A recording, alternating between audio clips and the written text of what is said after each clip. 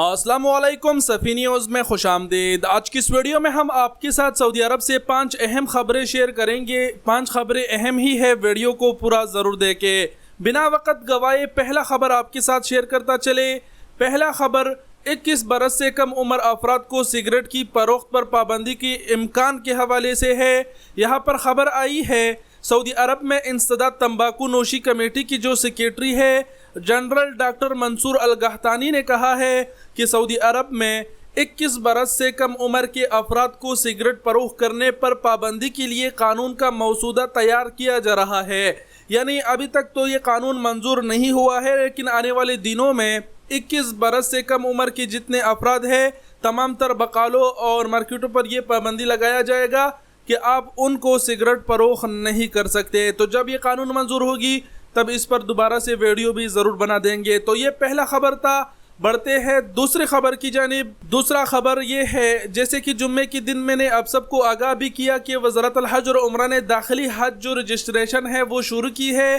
تو داخلی عازمین کے حوالے سے یہاں پر خبر آئی ہے کہ جو داخلی حج رجسٹریشن ہے پہلے دن ہی سعودی عرب کے اندر سے 3 لاکھ درخواستیں سعودی حکومت کو موصول ہوئے ہیں، اور یہ جو رجسٹریشن ہے یہ 11 جون تک کھلا رہے گا۔ تو اگر آپ کا بھی ارادہ ہے تو آپ 11 جون تک اپنا رجسٹریشن کر سکتے ہیں۔ اور یہ بھی بتاتے چلوں کہ سعودی حکومت پہلے ان افراد کو ترجیح دے گی جنہوں نے پہلی حج نہیں کیا، یعنی یہ پہلی مرتبہ ہو۔ جنہوں نے پہلا حج کیا ہو شاید ان لوگوں کو وہ جو درخواستیں ہیں وہ کینسل کر دے، تو یہ قرآن اندازی ہوگی۔ 11 جون تک آپ بھی رجسٹریشن کر سکتے ہیں۔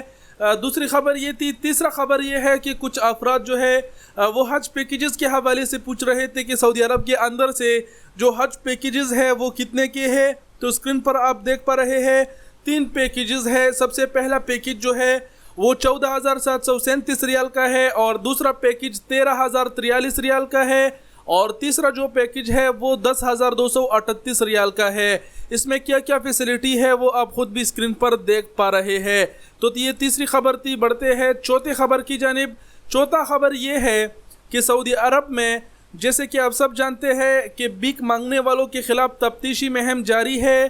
یہاں پر خبر آئی ہے کہ مساجد میں ایک یمنی خود کو معذور ظاہر کر رہا تھا اور بھیک اکٹھا کر رہا تھا۔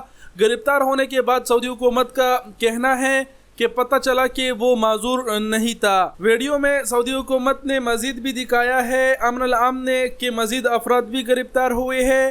کہنے کا مطلب یہ ہے کہ غداگیری کے خلاف اب بھی سعودی حکومت کی جو مہم ہے وہ جاری ہے۔ تو یہ چوتھا خبر تھا۔ اب بڑھتے ہیں 5ویں اور آخری خبر کی جانب۔ 5واں اور آخری خبر یہ ہے وزارت داخلہ کی جانب سے۔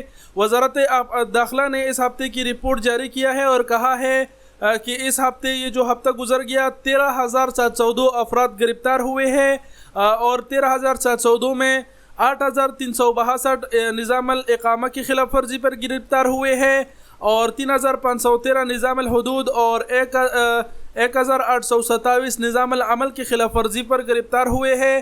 رپورٹ میں سعودی حکومت کا مزید کہنا ہے کہ 18 ایسے افراد گرفتار ہوئے ہیں جو غیر قانونی طریقے سے سعودی عرب سے باہر بھاگ رہے تھے، اور 16 ایسے افراد گرفتار ہوئے ہیں جو غیر قانونی افراد کو سہولتیں دے رہے تھے۔ رپورٹ کے آخر میں کہا گیا ہے کہ اس ہفتے 10,985 افراد کو ترحیل کر دیا گیا ہے، یعنی ملک بدر کر دیا گیا ہے، ڈیپورٹ کر دیا گیا ہے۔ جتنے بھی غیر قانونی افراد ہیں وہ ایک نہ ایک دن ضرور پکڑے جائیں گے۔